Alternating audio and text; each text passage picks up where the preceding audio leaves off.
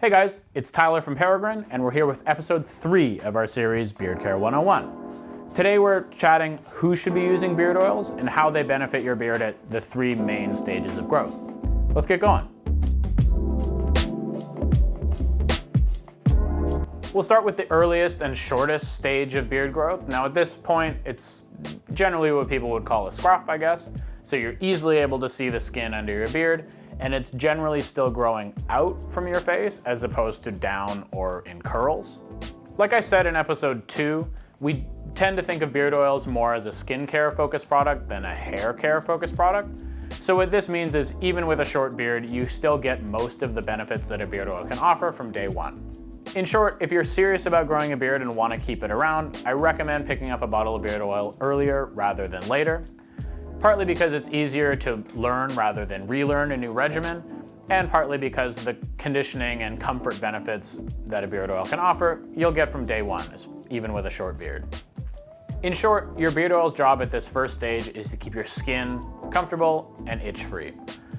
It'll also help soften some of the coarser stubble, and if you were running into issues like dandruff or other signs of dryness, it can help prevent it before it becomes an issue in the first place. Without a beard oil to supplement some of the lost oils that go into your beard, it's likely at this point that your skin might be struggling with dryness, or on the other hand, it's overproducing oil and your skin is becoming greasy and oily. Now this can also lead to other things like acne, but we'll leave that for now. Your beard oil is a great tool to regulate that dryness as well as oiliness. Jojoba oil, which is the main part of the base of our beard oils, is very similar to your skin's natural oil.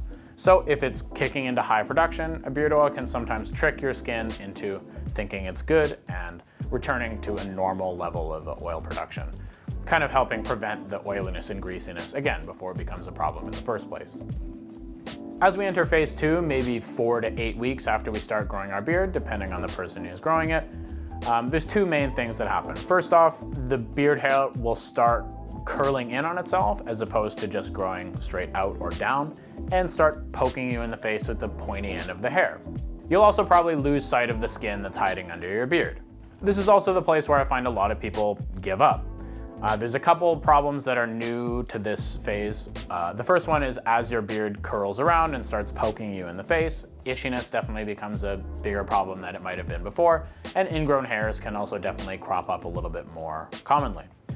Your beard oil is definitely worth its weight in gold, keeping these problems away before they begin in the first place. It helps keep that coarse hair a little bit softer and more manageable, so as it pokes you, it's definitely less irritating. And the antimicrobial effects of jojoba oil that I talked about in episode 1 will definitely help manage and keep ingrown hairs and other blemishes at bay under your beard, which definitely keeps it a little bit more comfortable on your face. In addition, this is also one of the phases where you'll start to notice the beard oil's hair conditioning effects sort of coming into their own.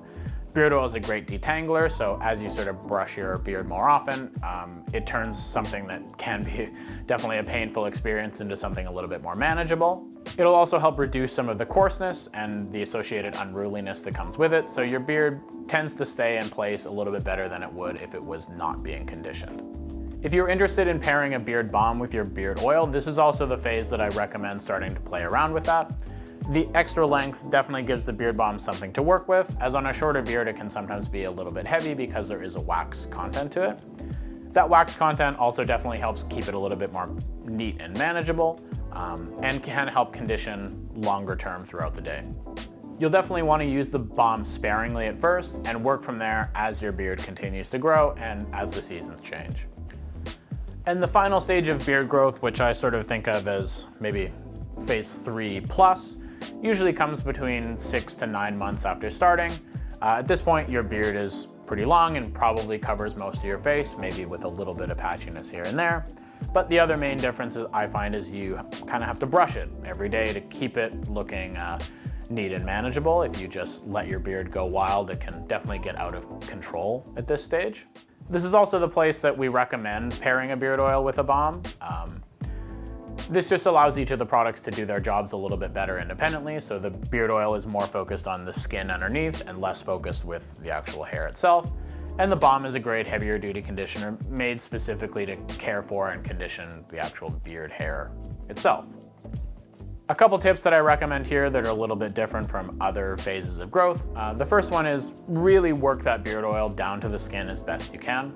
If you just smooth it over the top, it can take a while, if it makes it there at all, to get down to your skin. And that's really where it does the majority of its work.